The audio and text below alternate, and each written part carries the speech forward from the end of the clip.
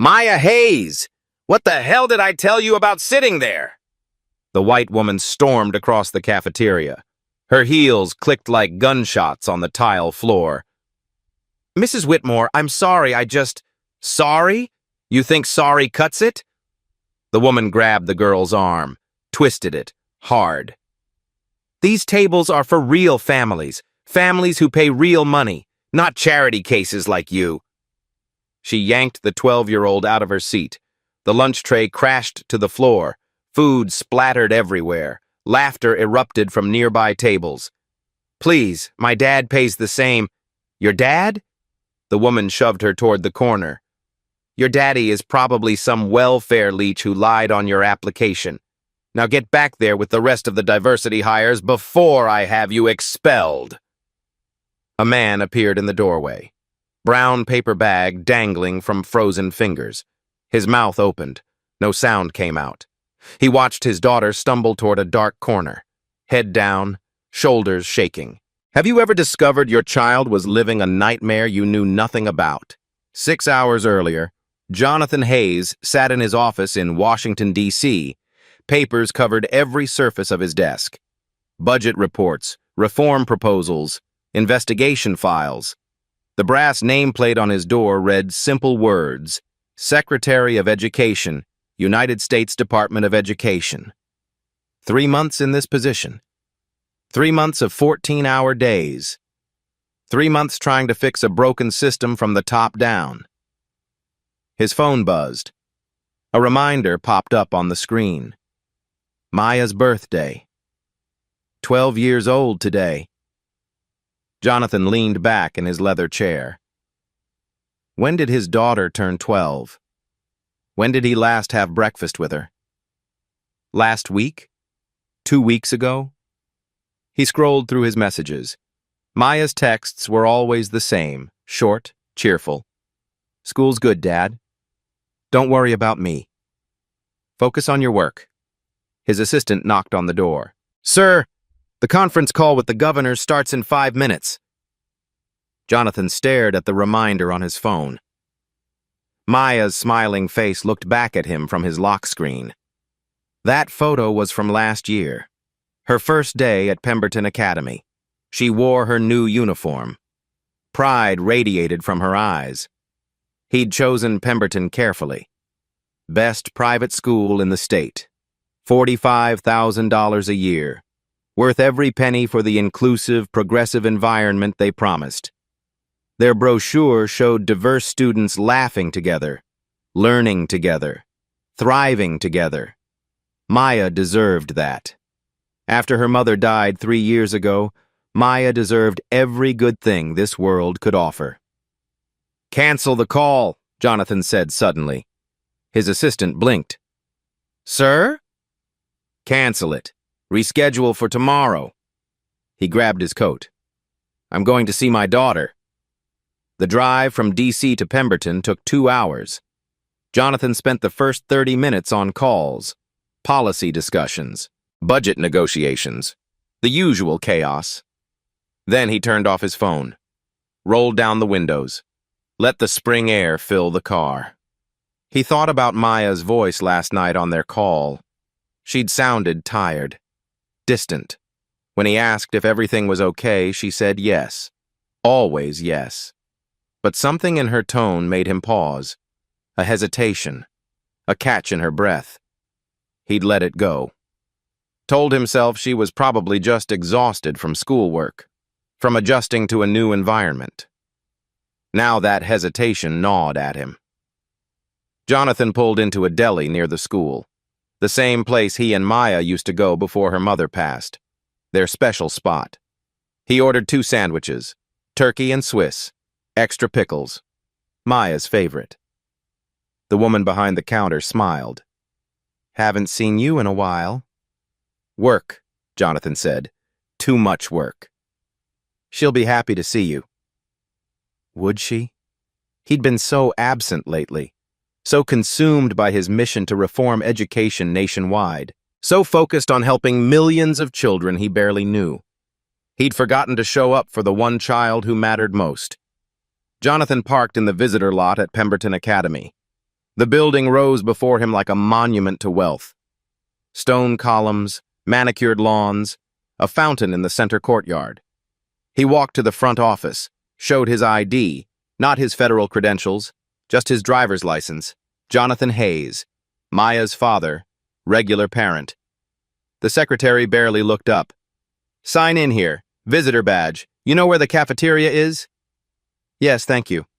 She handed him a sticker badge. Generic, yellow. "Visitor," printed in bold letters. Jonathan walked through the halls. Marble floors, dark wood panels, photos of distinguished alumni lined the walls, all white faces, century after century of privilege staring down at him. He pushed the thought away. This was a good school. They'd accepted Maya. They'd promised an opportunity, equality, excellence. The cafeteria doors appeared ahead. Sounds of laughter and conversation drifted through. Normal, happy, safe. Jonathan smiled. He'd surprise Maya. They'd eat lunch together. Maybe he'd take her out early, spend the afternoon together, make up for lost time.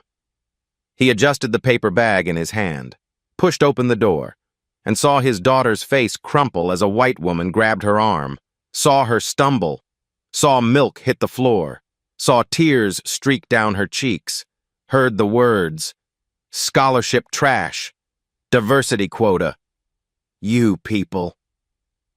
The bag slipped from his fingers, hit the ground with a soft thud nobody else heard, because everyone was watching Maya, watching her humiliation, some laughing, some recording on their phones, some just staring, silent, complicit. Jonathan couldn't move, couldn't speak, couldn't process what his eyes were showing him. This was the school he'd chosen, the school he'd trusted. The school paid $45,000 a year to keep his daughter safe. Jonathan stood paralyzed. His brain struggled to connect what he saw with where he was. This couldn't be Pemberton Academy. The school with the glossy brochures, the diversity awards on their website, the testimonials from happy families. This couldn't be real. Maya picked herself up from the floor. Milk soaked into her uniform. The white woman towered over her, arms crossed, face twisted with disgust. "Clean that up, now." "Yes, Mrs. Whitmore." Maya knelt, started gathering pieces of her lunch tray. Her hands shook. Other students walked past, stepped over her. Some laughed. One kicked a piece of bread further away. Jonathan's feet moved forward, then stopped. "Wait, look. Understand what's happening here." He stepped to the side, positioned himself behind a support column, pulled out his phone, started recording. The cafeteria layout revealed itself slowly, like a curtain pulling back on a stage. Center tables, large, cushioned chairs, good lighting from the tall windows. Maybe 40 students sat there, laughing, eating, relaxed, every single one of them white, far corner, near the kitchen entrance, near the trash bins and the loading dock door. Hard wooden benches, fluorescent lights that buzzed and flickered. 7 students, all black or Latino. Heads down, eating quickly, trying to be invisible. A wall ran down the invisible middle of the room. Not physical, but absolutely. Jonathan's chest tightened. How did he not know? How did he not see? Maya finished cleaning. She carried her ruined lunch toward the corner section, toward the shadows. A group of white girls stood up as she approached. The one in front crossed her arms. Brittany Whitmore. He recognized her from parent orientation, Patricia Whitmore's granddaughter. "Watch where you're going, scholarship girl." "Sorry, I just need to—" "You just need to remember your place." Brittany shoved Maya's shoulder. "My grandmother runs this cafeteria. She says you people should eat outside with the garbage." Laughter rippled through nearby tables. Phones came out, started recording. This was entertainment. Maya kept her head down, moved past them, sat at the end of a bench, alone. Even the other students of color kept their distance, like her humiliation might be contagious. Jonathan's finger pressed harder on the record button. His other hand gripped the column, knuckles white. A young teacher walked past Maya, mid-20s, Latina. She glanced at Maya's tear-stained face. Her eyes held something. Sympathy? Guilt? She kept walking. Another teacher, older, white man with gray hair.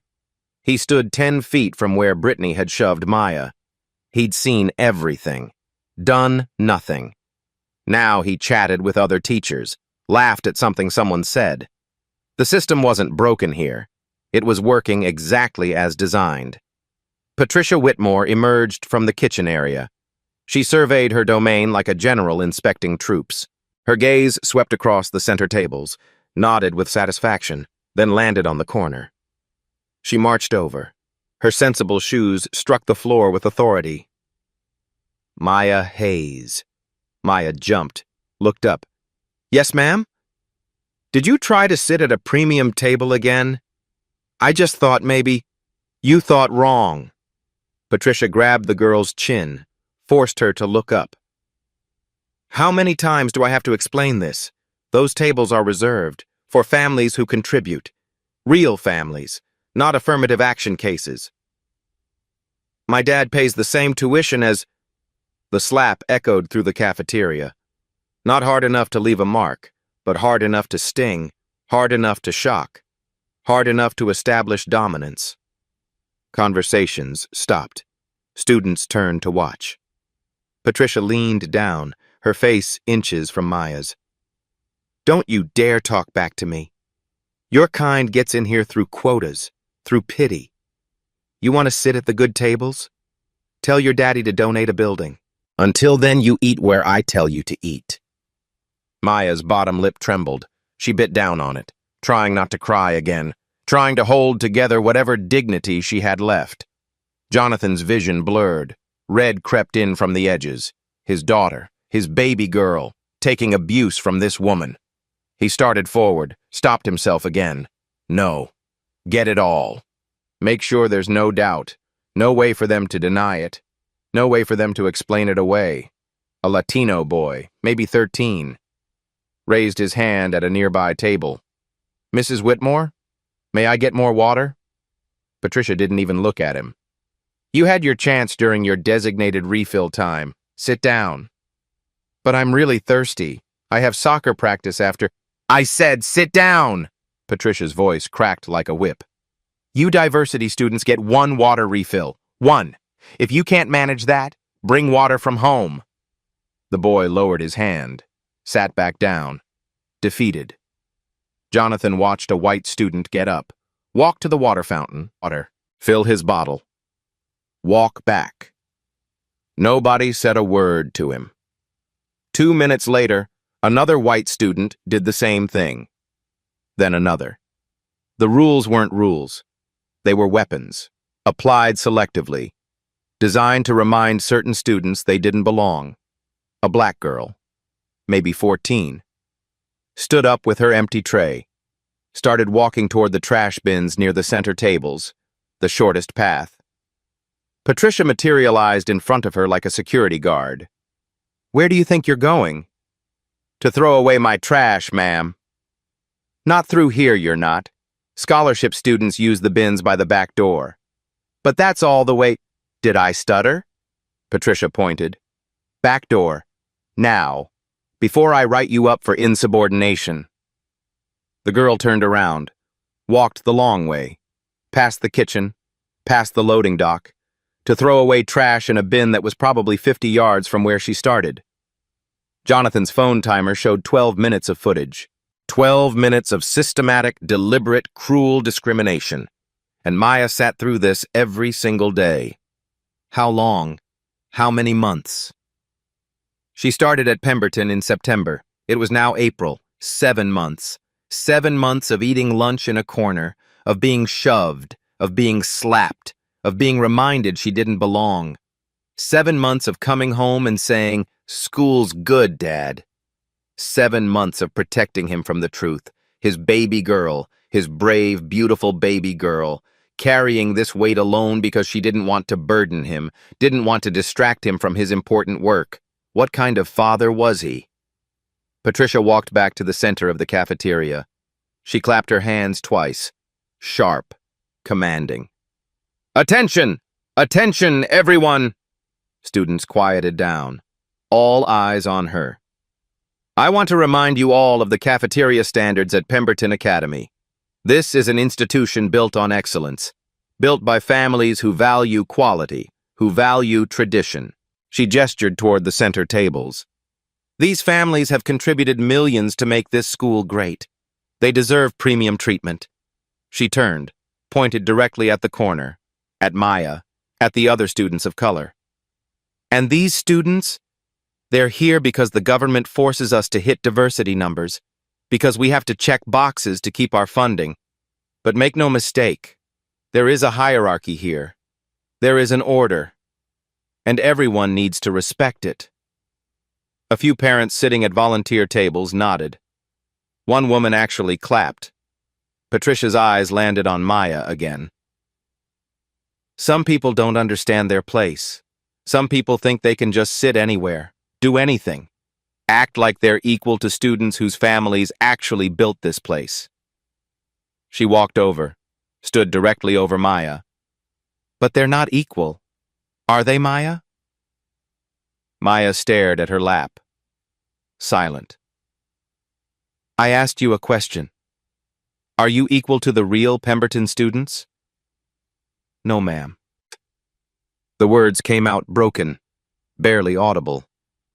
"Louder, so everyone can hear." "No, ma'am." Tears dripped onto Maya's skirt. "That's right. You're not. And you never will be." Patricia straightened up, smiled, satisfied with her lesson. She turned and walked back toward the kitchen. Jonathan's hands shook. The phone nearly slipped from his grip. 17 minutes of footage now. 17 minutes of his daughter being destroyed piece by piece. Enough. Enough evidence. Enough observation. Enough restraint. He stepped out from behind the column, placed the phone in his jacket pocket, still recording. Audio would capture everything now. He walked across the cafeteria. His footsteps seemed impossibly loud. Students turned to look. Conversations faltered. Something in his expression made people nervous. He reached Maya's table, placed his hand gently on her shoulder. She looked up. Her eyes went wide. "Dad?" Her face transformed. Relief crashed into terror. Happy he was here, terrified of what it meant. "Hi, baby." His voice stayed calm, controlled. "I brought you lunch." Patricia noticed him now. Turned. Walked back over. Her expression shifted from surprise to annoyance. "And who are you?" Jonathan looked at her. Really looked at her. Memorized her face. This woman who hurt his child. This woman was about to learn what justice felt like. "I'm Maya's father, and we need to talk about what you've been doing to my daughter." Patricia's eyes narrowed. She looked Jonathan up and down, dismissed him in a single glance. "Your daughter has been repeatedly violating cafeteria protocols. She refuses to follow simple instructions about seating arrangements." "Seating arrangements?" Jonathan's voice stayed level. "You mean segregation?" Gasps rippled through nearby tables. The word hung in the air like smoke. Patricia's face flushed red. "How dare you? This is about maintaining order, about respecting the families who fund this institution. Your daughter sits where scholarship students sit. That's policy." "My daughter isn't on scholarship. I pay full tuition, $45,000. I've reviewed every file in this cafeteria." Patricia crossed her arms. Maya Hayes, diversity admission, accepted through the Equity Initiative, which means scholarship, which means she follows scholarship rules. Diversity admission doesn't mean scholarship. She earned her spot, and I pay full freight. Patricia laughed, sharp, mocking. Sure you do. And I'm supposed to believe a man who shows up in a cheap suit and drives a 10-year-old sedan pays 45 grand? Please. Maya tugged on Jonathan's sleeve. Dad, let's just go. Please. He squeezed her hand. Not yet, baby. Patricia stepped closer, invaded his space. Listen to me very carefully. I don't know what story you told admissions. I don't care. But in my cafeteria, there are rules. Premium donors get premium treatment. Your kind gets what's left over. Don't like it? There's the door. My kind? Jonathan's jaw tightened. Oh, don't start with the race card. Patricia rolled her eyes. I'm talking about income, about contribution, about people who actually matter to this school's success versus people who are here to make us look diverse in the brochures. A white man in a suit approached. Late 50s, gray hair, Principal David Anderson. Jonathan recognized him from orientation. Is there a problem here, Patricia? This man is disrupting lunch service, harassing staff, making baseless accusations. Anderson turned to Jonathan. Didn't ask for his side, didn't ask what happened, just frowned. Sir, I'm going to have to ask you to leave campus. I'm asking why my daughter is being segregated and abused. Segregated? Anderson's voice dripped with condescension. That's a serious allegation. Do you have any evidence to support such a claim? Jonathan patted his jacket pocket. Yes, I do. Let me see it. No, not yet. Anderson's expression hardened. Then I'm afraid you need to leave. Now. Before I have security remove you. I have a right to know why my daughter is being mistreated. Your daughter isn't being mistreated. Anderson gestured around the cafeteria. She's eating lunch in a safe, clean environment. If you have complaints about seating arrangements, you can schedule a formal meeting with my office, but you will not storm in here during lunch service and cause a scene. Patricia stepped forward again, emboldened by Anderson's support. Do you know how many calls I get from parents complaining about diversity students?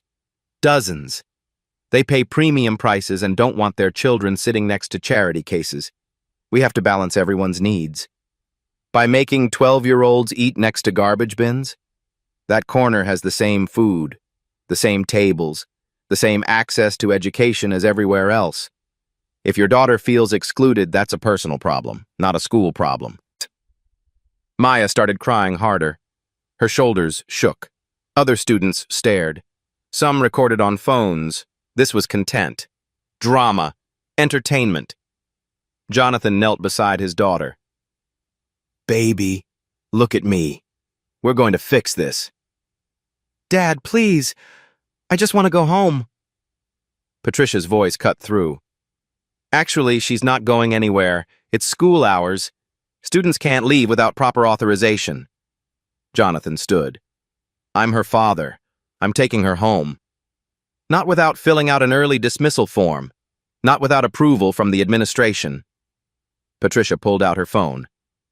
In fact, given your hostile behavior, I'm calling security. Hostile behavior? I asked questions about discrimination. You're aggressive, confrontational. Your body language is threatening. Patricia spoke into her phone. Security to the cafeteria. We have a potentially dangerous situation. Dangerous?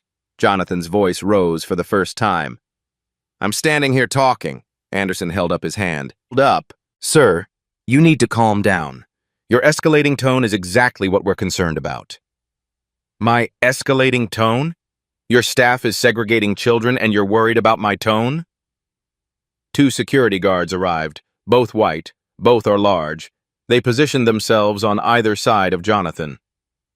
Mr. Hayes, I'm going to ask you one more time to leave voluntarily. Anderson's voice went cold, professional, practiced. If you refuse, these gentlemen will escort you out, and we will file a no trespass order. A no trespass order? For asking why my daughter is being discriminated against? For causing a disturbance? For refusing to follow school protocols? For creating an unsafe environment? Patricia jumped in. And given your aggressive behavior, we'll need to review Maya's enrollment. We can't have parents who threaten staff, who create hostile situations. That violates our code of conduct. Maya grabbed Jonathan's arm. Dad, no, please. They'll expel me. Please just go. I'll be okay. You won't be okay. This isn't okay. I'll deal with it. I have been dealing with it. Please don't make it worse. Jonathan's heart shattered. His daughter was begging him to leave her in this nightmare, to walk away, to let it continue, because she was more afraid of being expelled than she was of being abused. Anderson nodded to the security guards. Gentlemen, please escort Mr. Hayes off campus. The guards moved in, grabbed Jonathan's arms, not gently, hard enough to bruise. Get your hands off me. Don't resist, sir. This will be easier if you cooperate. Patricia stood back, arms crossed, smiling. You should have known your place. Should have taught your daughter to know hers. But no. You people always think rules don't apply to you. You people? Jonathan stopped struggling, let the words hang there. Say that again. Slowly. Patricia's smile widened. You, people. The ones who get in through quotas, through forced diversity. The ones who don't contribute, who don't belong, who drag down our standards just by being here. The guards pulled Jonathan backward, toward the exit. Students watched. Some laughed. Brittany Whitmore stood with her friends, recording everything. This is going straight to TikTok. Scholarship Dad gets owned. Anderson walked beside the guards. Mr. Hayes, you are now banned from this campus. Any further attempts to enter will result in immediate arrest for criminal trespass. Additionally, we will be reviewing Maya's enrollment status. Given her family's inability to respect school authority, we may determine this isn't the right fit. Jonathan's feet dragged. The guards pulled harder.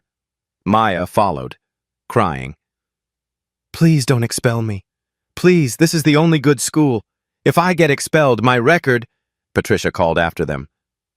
Maybe you should have thought about that before your father came in here acting like a thug. Actions have consequences, sweetheart.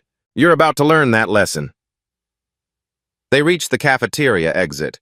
The guards shoved Jonathan through, not hard enough to make him fall, but hard enough to humiliate him. Other parents watched from volunteer tables. Some looked uncomfortable.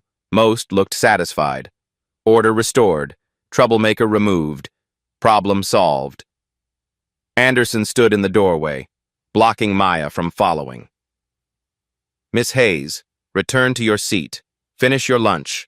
We'll discuss your behavioral issues later. But my dad... Your father is no longer your concern right now. School policy is your concern. Now go sit down before I add insubordination to the list of problems we're documenting. Maya looked at Jonathan. Her eyes pleaded for help, for rescue, for anything. He couldn't give it to her. Not yet. Maya, listen to me. Go back inside. Sit down. Keep your head up. Everything is about to change, I promise you. How? They're kicking you out. They're going to expel me. Trust me, baby. One more hour. Just hold on for one more hour. Anderson pulled Maya back inside, slammed the door. The lock clicked. Jonathan stood in the parking lot. The guards flanked him until he reached his car. You heard the principal. You're not welcome here. Don't come back. Jonathan opened his car door, sat down, pulled out his phone. The recording was still running. 28 minutes of footage, clear audio, undeniable evidence. He scrolled through his contacts, made his first call. FBI Civil Rights Division. This is Secretary Jonathan Hayes. I need to activate an emergency federal investigation. I have documentation of systematic civil rights violations at a federally funded institution. I need a team at Pemberton Academy in 30 minutes. Sir, can you verify your identity? Jonathan recited his federal ID number, his authorization code, his direct line to the director. Verified, Mr. Secretary. Dispatching team now. What's the nature of the violations? Racial segregation, systematic discrimination against minor children, hostile environment, federal fund misappropriation, and assault on a federal official. Sir, did you say assault on a federal official? Yes. They put their hands on me, forcibly removed me, all captured on video. I want federal charges filed within the hour. Understood, sir. Team is mobilizing. Jonathan made his second call. Department of Justice. His third call. Deputy Secretary of Education. His fourth call. White House Counsel. His fifth call. The media. Then he started his car. Drove exactly 1 block. Parked where he could see the school entrance. And waited. Patricia Whitmore returned to the cafeteria, triumphant, glowing. She clapped her hands twice. Attention! Attention, everyone! Students looked up. Teachers turned. I want you all to witness what happens when people don't respect authority, when they don't know their place. She pointed toward Maya's corner. That girl's father just got permanently banned from this campus, and her enrollment is under review. Let this be a lesson. Pemberton has standards. We don't tolerate troublemakers. Scattered applause from the center tables. Brittany Whitmore whooped. Bye-bye, scholarship girl. Maya sat frozen. Tears streamed down her face. Silent now. Broken. Patricia walked over, leaned down. Your father should have taught you better. Should have taught you to be grateful for what you have. Now you'll probably lose it all. Such a shame. Principal Anderson entered, joined Patricia. They spoke in low tones, both smiling. Crisis averted. Order maintained. Anderson pulled out his phone, started typing. I'm drafting the expulsion letter now. We'll cite parental misconduct, hostile family environment, threat to campus safety. Make sure it's airtight, Patricia said. I don't want any appeals. I want her gone by Monday. Done. I'll have a legal review of it this afternoon. They high-fived. Actually, high-fived. 2 adults celebrating the destruction of a child's future. Outside, a sound grew, distant at first, then louder, rhythmic, mechanical, whump, whump, whump, whump. Students rushed to the windows, pointed at the sky. A helicopter descended toward the athletic field. Black, unmarked, official. Then another sound. Sirens. Multiple vehicles. The parking lot was filled with SUVs, dark sedans, lights flashing. Patricia frowned, walked to the window. What on earth? Cars screeched to stops. Doors flew open. Men and women in dark suits emerged. Dozens of them. White letters on their backs. FBI, DOJ. Is this some kind of drill? Anderson's face went pale. More vehicles arrived. Local news vans, cameras, reporters setting up on the lawn. The cafeteria doors burst open. 15 federal agents entered. Tactical vests, weapons holstered but visible. They moved with military precision, positioned themselves at every exit. An agent in front held up credentials. FBI. Everyone remains calm. Stay seated. This is an official federal investigation. Patricia's mouth fell open. Investigation? Of what? Who called you? Ma'am, we'll explain shortly. Right now we need Principal Anderson and Patricia Whitmore to come with us. Anderson stepped forward. I'm Principal Anderson. There must be some mistake. We're a private educational institution. We haven't... No mistake, sir. Please come with us to your office. Now. The agents weren't asking. They were commanding. Patricia and Anderson exchanged glances, confused, nervous. But I'm still confident, still believing their authority meant something. They walked toward the main office. Agents surrounded them, flanked them, like suspects. The office door opened. More agents inside. They'd already secured the space. Computers, files, everything. And sitting in Anderson's chair, calm as Sunday morning, was Jonathan Hayes. Patricia's eyes went wide. You? How did you— Sit down, Mrs. Whitmore. I will not. Security. Get this man out of my— An agent stepped forward. Ma'am, sit. Down. The command in his voice left no room for argument. Patricia sat. Anderson collapsed into the other chair. His hands shook. Jonathan stood, reached into his jacket, pulled out a leather credential case. He placed it on the desk, opened it. The federal seal gleamed under the fluorescent lights. United States Department of Education, Office of the Secretary, Jonathan Hayes. The words hit like bullets. Patricia's face was drained of color, white, then gray. She gripped the armrests of her chair. Secretary, you're the Secretary of Education. Yes. The person who controls every federal dollar that flows into this institution. Anderson made a choking sound. His eyes rolled back. He slumped forward. An agent caught him before he hit the desk. Someone get him water, the lead FBI agent said. And a medic if he doesn't come around. Patricia stared at the badge. Jonathan, at the agents surrounding them. Her mouth moved, but no sound came out. Jonathan pulled out his phone, connected it to Anderson's computer. The large monitor on the wall flickered to life.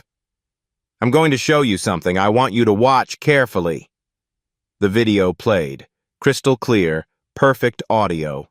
Patricia's voice echoed through the office. Maya Hayes, get back to the scholarship section. Her grabbing Maya's arm, the slap, the shove. Your kind gets in here through quotas, through pity. Every word, every action, 28 minutes of footage. Patricia shook her head. That's not— I didn't mean— It's out of context. Out of context. Jonathan's voice stayed eerily calm. Which part? The part where you hit my daughter? The part where you called us you people? The part where you threatened to destroy her future? Anderson came. Saw the video. Saw himself standing there. Doing nothing. Then ordering Jonathan removed. Oh God. Oh my God. Let me tell you what's happening right now, Jonathan said. As we speak, your federal funding is being frozen. $12 million. Gone. Patricia gasped. You can't— I can, and I did. 30 minutes ago. He turned to the FBI agent. Agent Morrison, please read them their rights. Wait! Patricia shot to her feet. An agent pushed her back down. Wait, please, I didn't know who you were. If I'd known— If you'd known, you would have what? Treated my daughter like a human being? Only treated her with dignity because her father has power? Jonathan leaned forward. That's exactly the problem, Mrs. Whitmore. Agent Morrison stepped forward. Patricia Whitmore, David Anderson, you're both under arrest for violation of federal civil rights law, Title VI of the Civil Rights Act of 1964. You have the right to remain silent. Patricia's face crumpled. Tears started. Real ones now. Not righteous anger, pure terror. Please, I have grandchildren here. I've worked here for 30 years. I'll lose my pension, my reputation, everything. Jonathan thought of Maya's face, her tears, her begging him to leave so she wouldn't get expelled. You should have thought about that before you hurt children. Agent Morrison pulled out handcuffs. The metal clicked around Patricia's wrists. Then Anderson's. No, please. Not in front of everyone. Please. But the agents led them out, through the main office, into the hallway where students and teachers watched through windows, past the cafeteria where Maya sat, still frozen, still not understanding, out the front doors where cameras waited, where the world was watching. Patricia Whitmore, handcuffed, crying, destroyed. Exactly as she deserved. The FBI vehicle pulled away. Patricia and Anderson sat in the back seat, handcuffed, crying. Cameras captured everything. Students pressed against windows. Phones recorded. The video would be viral within the hour. Jonathan stood on the front steps. Deputy Secretary Maria Carter arrived in a black sedan. She'd driven from D.C. the moment he called. "Mr. Secretary, the building is secure. Federal oversight is active. Convene emergency assembly. Everyone. 15 minutes. Inside the cafeteria, chaos erupted. Teachers couldn't control students. Questions flew. Accusations. Panic. Maya sat frozen in her corner. A young Latina teacher knelt beside her. "Miss Rodriguez." "Honey, is that man really your father? The Secretary of Education?" Maya nodded. Couldn't speak. "Oh God, I should have helped you. I'm so sorry." Other students backed away from Maya's table. The girl they'd mocked now held power. Real power. Federal power. Brittany Whitmore frantically texted her grandmother. No response. Called. Voicemail. Her hands shook. Her friends whispered, "Your grandma got arrested. We're screwed. Delete your videos." Too late. The FBI had already subpoenaed the school's servers. Every post, every video, every text, all evidence now. The PA system crackled. All students and staff went to the gymnasium immediately. Mandatory assembly.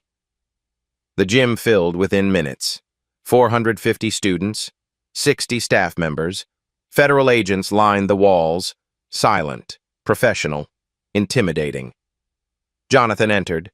Deputy Secretary Carter beside him. 3 FBI agents followed.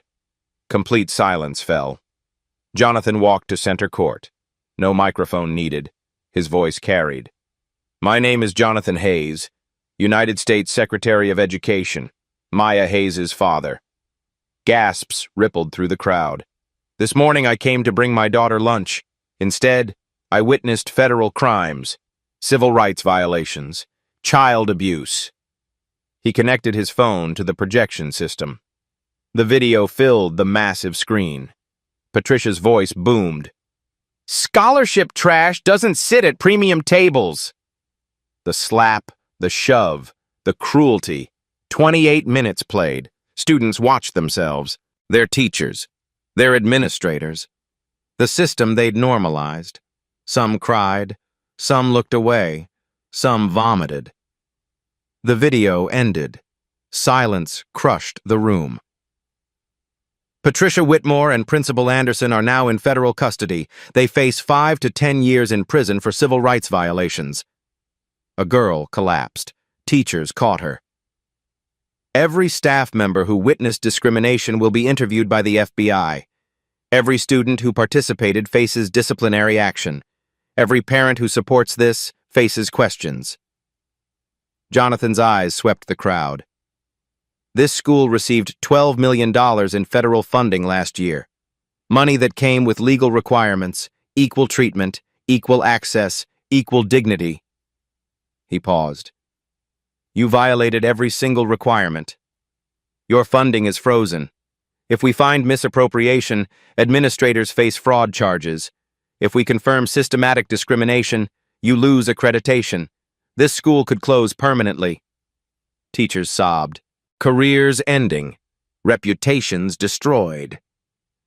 "But first, right now, today," Jonathan pointed to Maya, "every student who was segregated and abused will receive a public apology." Deputy Secretary Carter stepped forward. "Students of color who experienced discrimination come to center court." 14 students moved forward slowly. Years of being told to stay back made this surreal. Maya walked with them, all ages, all carrying the same pain. Jonathan addressed the crowd. "Look at them. These children came here to learn, to grow. You destroyed them, daily, systematically." He knelt before Maya. "Baby, I'm sorry. Sorry I didn't know. Sorry I didn't see. Sorry I failed to protect you." Maya collapsed into his arms. Months of pain exploded, months of silence, months of shame that was never hers. "I've got you now. Nobody will hurt you again." The gymnasium erupted. Not applause, crying, guilt, realization. Jonathan stood. Address the school. "Starting today, everything changes. The new administration takes over tomorrow. Federal monitors will be present daily. Every policy will be reviewed. Every practice is examined." He looked at the staff. "Those of you who stayed silent, who looked away, who enabled this, you have one chance. Cooperate fully with investigators. Tell the truth. Help us understand how this happened. Or face charges as accessories." He looked at the students. "Those who participated in harassment, you'll complete mandatory counseling, community service, write formal apologies. Your college applications will include documentation of this incident and your remediation." Finally, he looked at the 14 students standing beside Maya. "And these young people?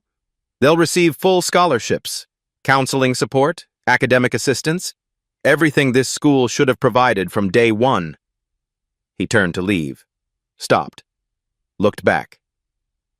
"One more thing. The cafeteria segregation ends today, permanently. Anyone who attempts to enforce it answers to the FBI." Jonathan took Maya's hand, led her out of the gymnasium, past silent students, past crying teachers, past the system that broke her, into sunlight, into freedom, into justice. The FBI investigation exploded within 48 hours. Agents interviewed 217 people, students, parents, former employees. The stories poured out like a broken dam. Maria Carter sat in FBI headquarters. Files covered every surface. An agent dropped another folder on the stack. "Former student, graduated 5 years ago, same abuse, same Patricia Whitmore." Maria read the transcript. Her stomach turned. "How far back does this go?" 12 years, maybe longer. 12 years of children traumatized. 12 years of systematic cruelty. The Department of Justice assigned lead prosecutor Sandra Williams. She'd handled civil rights cases for 20 years. Never saw evidence this clear. They documented their own crimes. Sandra held up a journal. "Patricia's discipline log. Listen to this." She read aloud. "Removed 3 diversity students from premium seating today. They need constant reminders of their place. If we don't maintain standards, these people will think they belong everywhere." Her team sat stunned. She wrote it down, dated it, signed it. Internal emails surfaced during discovery. Anderson to Patricia. "Board asking questions about diversity funding. Keep scholarship students visible in photos but separated in practice. Donors complaining about too much mixing." Patricia's response. "Understood. Good families shouldn't tolerate integration during lunch. That's what they pay for." A financial audit revealed massive fraud. Pemberton claimed 52 diversity students for federal funding. Actual number? 15. Where did the $9.4 million go? Administrator bonuses. Facility upgrades for donor wings. Nothing for students it was meant to serve. New charges filed. Wire fraud. Conspiracy to defraud the United States. False statements to federal agencies. Bail set at $500,000 each. Neither could pay. Federal detention. Patricia's first lawyer quit after 2 weeks. "I can't defend this. She wrote down her crimes." The second lawyer lasted a month. "Every day, another victim comes forward. We're drowning." The trial began 6 months later. Federal courthouse, media everywhere, national attention. 17 families joined as plaintiffs, seeking damages, seeking justice, seeking acknowledgement. First witness, Maya Hayes. She walked to the stand. 13 now, taller, stronger, still carrying weight. Prosecutor Sandra Williams approached gently. Maya, tell the jury about your first day at Pemberton. Maya described the excitement. New uniform. Hope. Then lunch. Patricia grabbed her arm, being shoved to the corner. Called scholarship trash. I didn't tell my dad because I thought it was my fault. I thought if I worked harder, was quieter, smaller, maybe they'd let me sit with everyone else. Did that work? No. It got worse. Patricia made examples of us, called us out publicly, reminded everyone we didn't belong. Tears streamed down her face. The worst part wasn't the words. It was watching teachers do nothing, watching parents agree, realizing the whole system was built to hurt us. Patricia stared at her lap, wouldn't look up. Maya testified for 3 hours. The jury cried openly. Next witness, Miguel Rodriguez, 15, Latino. Patricia wouldn't let me use the bathroom during lunch. Said diversity students had designated times. I had to wait 90 minutes. I wet myself. She made me clean it up while everyone watched. He broke down. I transferred schools. I still have nightmares. 14 students testified, all with similar stories, all traumatized, all scared. Former teacher Ashley Morrison testified, white, mid-30s. Quit 3 years ago. I tried to stop it once. Patricia went to Anderson. He told me if I wanted to keep my job, I'd remember who paid my salary. The diversity students weren't those people. What did you do? I quit. I've regretted my silence every day since. Jonathan testified as an expert witness, explained what segregation does to developing brains, psychological impact, long-term consequences. These children internalize that they're inferior, unworthy, that their existence is a burden. It affects academic performance, mental health, their entire sense of self. He looked at the jury.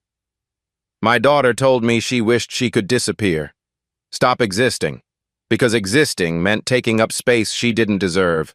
That's what Pemberton did to her. The defense called no witnesses. Evidence was overwhelming, undeniable, damning. The jury deliberated for 4 hours, guilty on all counts. Sentencing came 3 weeks later. Patricia stood before Judge Martinez. Black woman, grew up poor, grew up, fought through a system designed to stop her. Mrs. Whitmore, you targeted vulnerable children who trusted institutions to protect them. You weaponized your position to inflict maximum psychological harm. Pause. Let the words settle. 5 years in federal prison. No early release. Lifetime ban from working with children. $1.2 million restitution. Patricia collapsed. Guards caught her. Anderson received 3 years. $800,000 restitution. Lifetime education ban. 3 other administrators received probation. Careers over. Reputations destroyed. Civil case settled. $22 million from insurance. $8 million from Pemberton liquidated assets. But money wasn't the victory. Transformation was. Pemberton fired the entire administration. Hired Dr. Jennifer Washington. Black woman, 25 years fighting for equity. Within 1 year, 40% of students of color. Real diversity. Real integration. Real change. Cafeteria renovated. All premium seating removed. 1 community space. Renamed Maya Hayes Justice Hall. Congress passed the Educational Equity and Transparency Act 8 months later. Journalists called it Maya's Law. Required all private schools receiving federal funds to report demographic data. Seating arrangements, discipline rates, resource allocation. Everything is transparent. Monitored. Violations meant immediate funding loss. Federal investigation.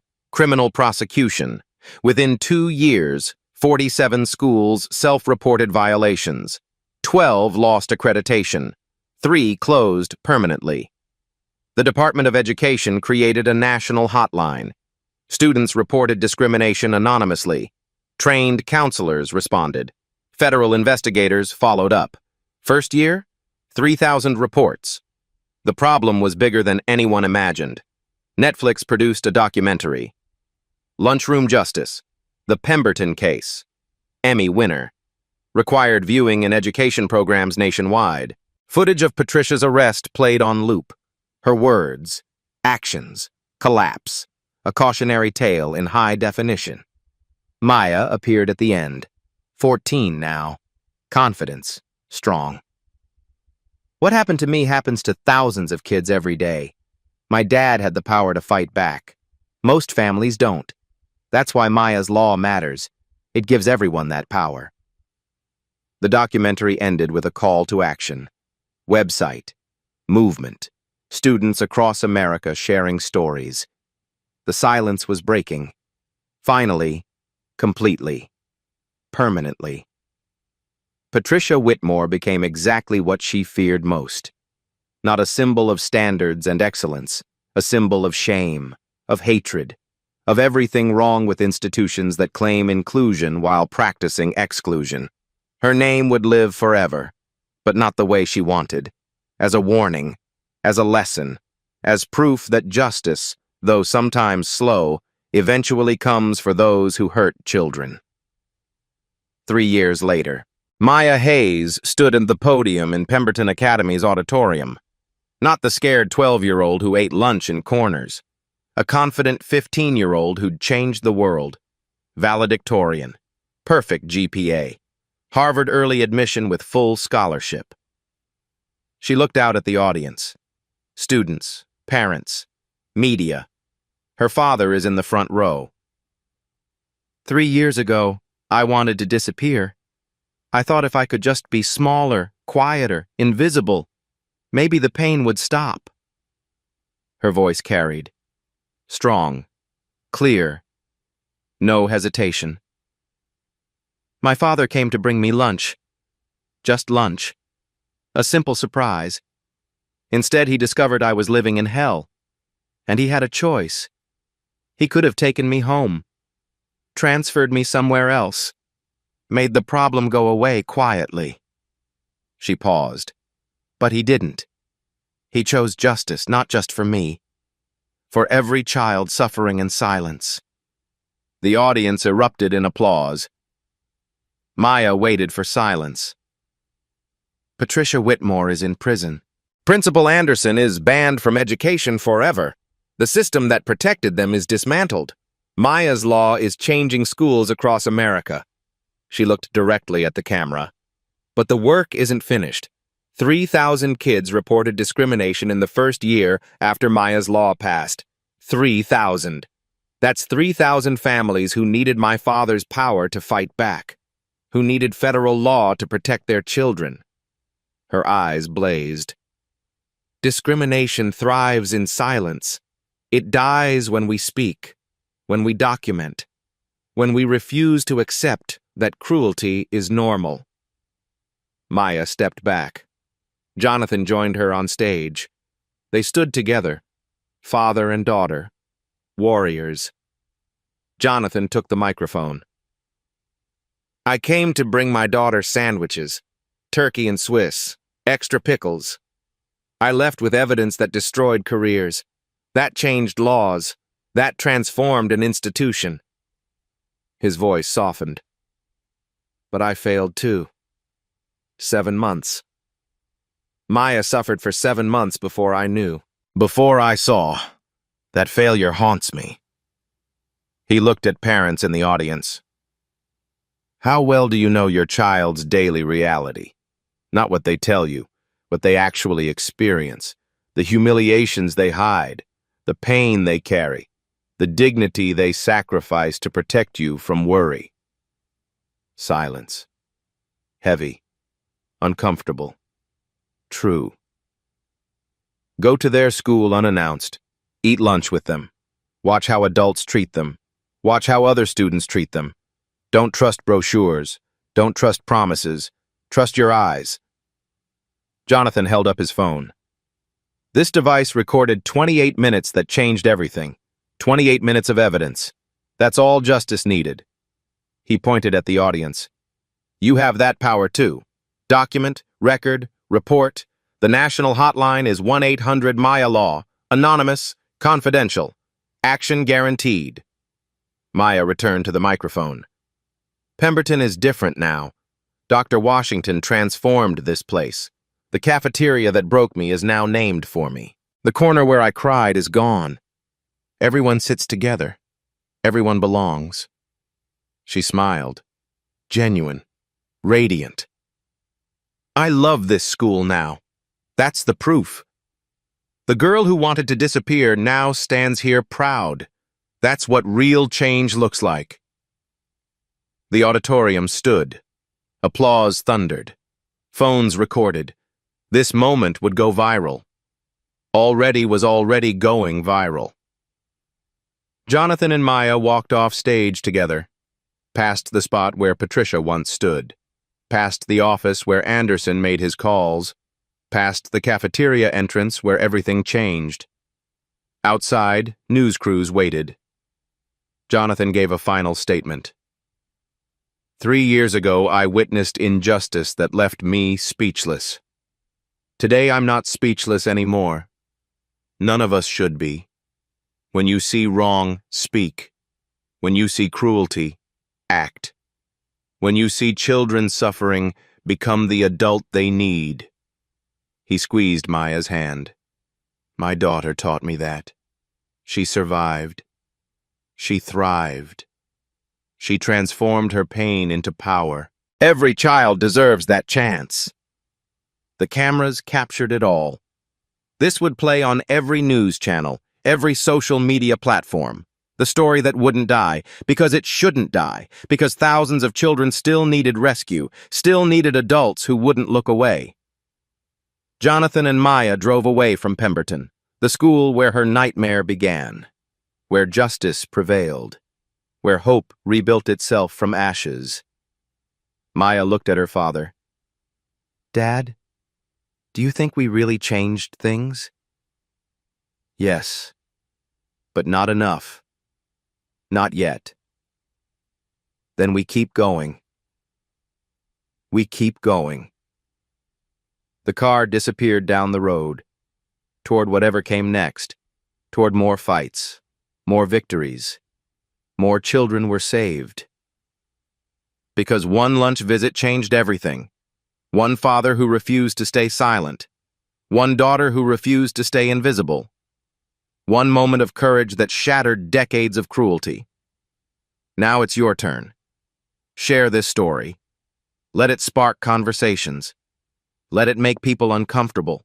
Let it force examination.